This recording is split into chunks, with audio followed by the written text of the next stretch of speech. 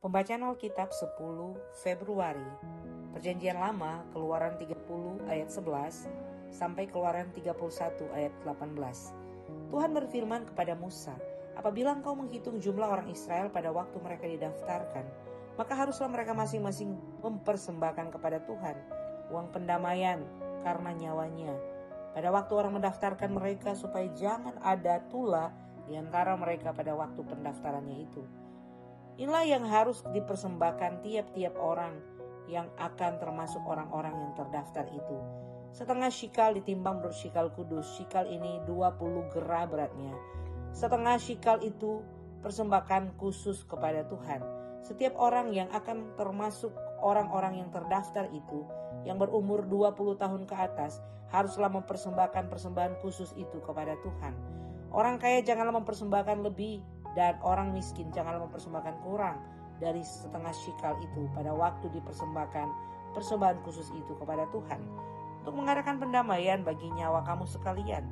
Dan haruslah engkau memungut uang pendamaian itu dari orang Israel dan menggunakannya untuk ibadah dalam kemah pertemuan, supaya itu menjadi peringatan di hadapan Tuhan untuk mengingat kepada orang Israel dan untuk mengadakan pendamaian bagi nyawa kamu sekalian. Berfirmanlah Tuhan kepada Musa, haruslah engkau membuat bejana dan juga alasnya dari tembaga untuk pembasuhan, dan kau tempatkanlah itu antara kemah pertemuan dan mezbah, dan kau taruhlah air di dalamnya. Maka Harun dan anak-anaknya haruslah membasuh tangan dan kaki mereka dengan air dari dalamnya. Apabila mereka masuk ke dalam kemah pertemuan, haruslah mereka membasuh tangan dan kaki dengan air, supaya mereka jangan mati. Demikianlah juga apabila mereka datang ke mezbah itu untuk menyelenggarakan kebaktian dan untuk membakar korban api-apian bagi Tuhan, haruslah mereka membasuh tangan dan kaki mereka, supaya mereka jangan mati. Itulah yang harus menjadi ketetapan bagi mereka untuk selama-lamanya, bagi dia dan bagi keturunannya turun-temurun. Berfirmanlah Tuhan kepada Musa, ambillah rempah-rempah pilihan mur tetesan 500 shikal dan kayu manis yang harum setengah dari itu, yakni 250 shikal, dan tebu yang baik 250 shikal, dan kayu teja 500 shikal ditimbang menurut shikal kudus, dan minyak zaitun 1 hin. Haruslah kau buat semuanya itu menjadi minyak urapan yang kudus, suatu campuran rempah-rempah yang dicampur dengan cermat seperti buatan seorang tukang campur rempah-rempah. Itulah yang harus menjadi minyak urapan yang kudus. Haruslah engkau mengurapi dengan itu kemah pertemuan dan tabut hukum, meja dengan segala perkakasnya, kandil dengan perkakasnya, dan mezbah pembakaran ukupan, mezbah korban bakaran dengan segala perkakasnya, bejana pembasuhan dengan alasnya. Haruslah kau kuduskan semuanya sehingga menjadi maha kudus. Setiap orang yang kena kepadanya akan menjadi kudus. Engkau harus juga mengurapi dan menguduskan Harun dan anak-anaknya, supaya mereka memegang jabatan imam bagiku. Dan kepada orang Israel haruslah kau katakan demikian, inilah yang harus menjadi minyak urapan yang kudus bagiku di antara kamu turun-temurun. Kepada badan orang biasa janganlah minyak itu dicurahkan, dan janganlah kau buat minyak yang semacam itu dengan memakai campuran itu juga. Itulah minyak yang kudus, dan haruslah itu kudus bagimu. Orang yang mencampur rempah-rempah menjadi minyak yang semacam itu, atau yang membubuhkan pada badan orang awam, haruslah dilenyapkan dari antara bangsanya. Berfirmanlah Tuhan kepada Musa, ambillah wangi-wangian, yakni getah damar, kulit lokan, dan getah rasa mala. Wangi-wangian itu serta kemenyan yang tulen masing-masing sama banyaknya. Semuanya itu haruslah kau buat menjadi ukupan, suatu campuran rempah-rempah seperti buatan seorang tukang campur rempah-rempah, digarami murni kudus. Sebagian dari ukupan itu haruslah kau giling sampai halus, dan demikian daripadanya kau letakkan di hadapan tabut hukum di dalam kemah pertemuan, di mana aku akan bertemu dengan engkau. Haruslah itu maha kudus bagimu. Dan tentang ukupan yang kudus, kau buat menurut campuran yang seperti itu juga. Janganlah kamu buat bagi kamu sendiri. Itulah bagian untuk Tuhan yang kudus bagimu. Orang yang akan membuat minyak yang semacam itu dengan maksud untuk menghirup baunya, haruslah dilenyapkan dari antara bangsanya. Berfirmanlah Tuhan kepada Musa, lihat telah kutunjuk Besaleel bin Uri bin Hur dari suku Yehuda, dan telah kupenuhi dia dengan roh Allah, dengan keahlian dan pengertian dan pengetahuan, dengan segala macam pekerjaan. untuk membuat berbagai rancangan supaya dikerjakan dari emas, perak, dan tembaga, untuk mengasah batu permata supaya ditata, untuk mengukir kayu, dan untuk bekerja dalam segala macam pekerjaan. Juga aku telah menetapkan di sampingnya Aholiab bin Ahisamak dari suku Dan. Dalam hati setiap orang ahli telah kuberikan keahlian. Haruslah mereka membuat segala apa yang telah kuperintahkan kepadamu. Kemah pertemuan, tabut untuk hukum, tutup pendamaian yang terletak di atasnya, dan segala perabotan kemah itu, yakni meja dengan perkakasnya, kandil dari emas murni dengan segala perkakasnya, mezbah pembakaran ukupan, mezbah korban bakaran dan segala perkakasnya, bejana pembasuhan dengan alasnya, pakaian jabatan baik pakaian kudus, kepunyaan imam Harun maupun pakaian anak-anaknya untuk memegang jabatan imam, minyak urapan dan ukupan dari wangi-wangian untuk tempat kudus, tetap seperti yang telah kuperintahkan kepadamu. Haruslah mereka membuat semuanya. Berfirmanlah Tuhan kepada Musa, katakanlah kepada orang Israel demikian, akan tetapi hari-hari Sabatku harus kamu pelihara, sebab itulah peringatan antara aku dan kamu turun-temurun, sehingga kamu mengetahui bahwa akulah Tuhan yang menguduskan kamu. Haruslah kamu pelihara hari Sabat, sebab itulah hari kudus bagimu.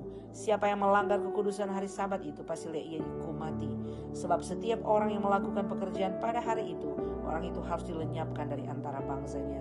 6 hari lamanya boleh dilakukan pekerjaan, tetapi hari yang ketujuh haruslah ada Sabat, hari perhentian penuh yang kudus bagi Tuhan.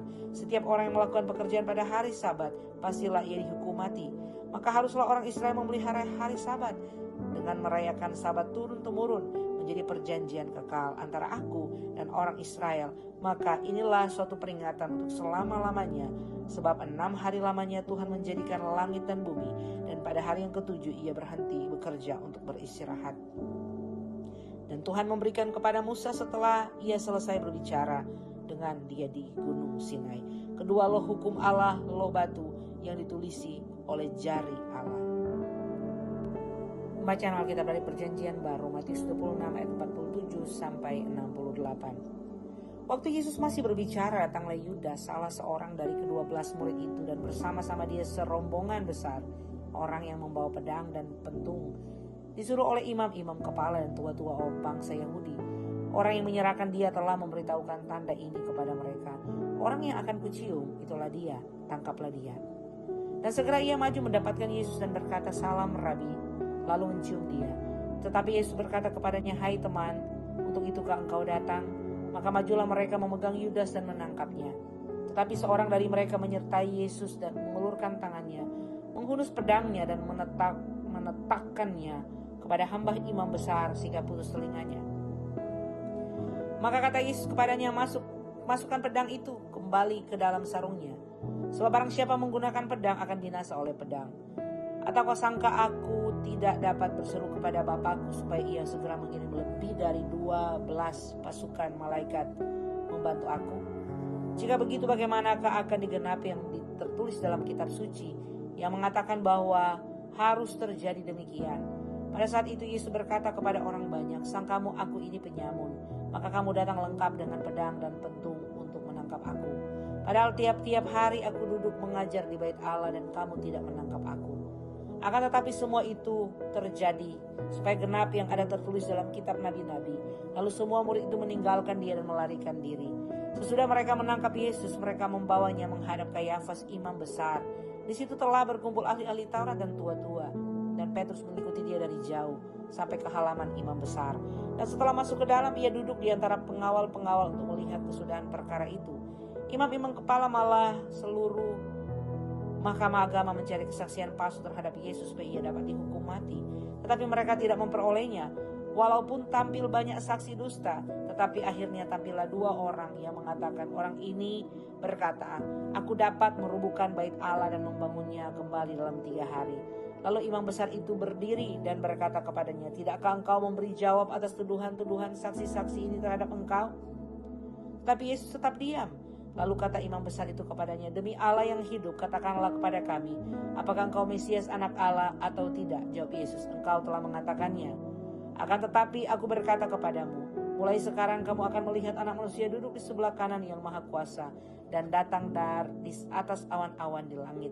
Maka imam besar itu mengoyakkan pakaian, berkata, ia menghujat Allah. Untuk apa kita perlu saksi lagi? Sekarang telah kamu dengar hujatnya. Bagaimana pendapat kamu? Mereka menjawab dan berkata, ia harus dihukum mati. Lalu mereka meludahi mukanya dan meninjunya. Orang-orang lain memukul dia dan berkata, cobalah katakan kepada kami, hai Mesias, siapakah yang memukul engkau? Pembacaan dari Mazmur 32 ayat 1 sampai 11. Dari Daud, nyanyian pengajaran. Berbahagialah orang yang diampuni pelanggarannya, yang dosanya ditutupi. Berbahagialah manusia yang kesalahannya tidak diperhitungkan Tuhan, dan yang tidak berjiwa penipu. Selama aku berdiam diri, tulang-tulangku menjadi lesu, karena aku mengeluh sepanjang hari, sebab siang malam tanganku menekan aku dengan berat. Sumsumku menjadi kering seperti oleh teriknya musim panas. Dosaku kuberitahukan kepadamu dan kesalahanku tidaklah kusembunyikan. Aku berkata, aku akan mengaku kepada Tuhan pelanggaran-pelanggaranku, dan engkau mengampuni kesalahan karena dosaku. Sebab itu hendaklah setiap orang saleh berdoa kepadamu selagi engkau dapat ditemui. Sesungguhnya pada waktu banjir besar terjadi itu tidak melandanya. Kau persembunyian bagiku, terhadap kesesakan kau menjaga aku. Engkau mengelilingi aku sehingga aku luput dan bersorak.